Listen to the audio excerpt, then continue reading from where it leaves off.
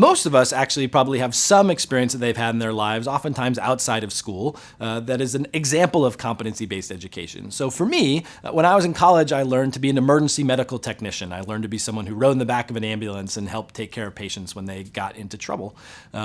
When you're starting to learn to be an emergency medical technician, you take some classes, and then you also do ride-alongs. You sit in the back of ambulances, or you sit in hospital emergency rooms. You watch what happens. You get invited a little bit into help. And then eventually what you have to do is you have to take an exam, which has a kind of written component, but it also has a series of performance examinations. You have to be able to walk on a scene where there's someone who's been mocked up as if they've had an accident, and then figure out how to assess that person and get that person safely tied down to a backboard so they can be transported on an ambulance.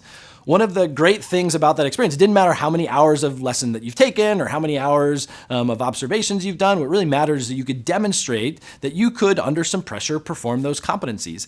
And then when you go and you work as an EMT, and if you volunteer at different hospitals or different rescue squads or get jobs, you know that everyone around you has passed that same competency exam, and you're all bringing the same sort of minimum standard of care, this minimum standard of competency to every scenario that you come across. Over time, as you continue to work as an emergency medical technician, you sort of gradually get more and more responsibilities, in part as you demonstrate these kinds of capacities. So the first time you arrive on a car accident scene, you'll be invited to help, and then over time, as you demonstrate your capacity of these things, at some point, some senior EMT will say, okay, Justin, it's time for you to take the charge on this accident and make sure that everything goes well and goes safely. And then you're ready to take on passing those skills and knowledge on to the next generation.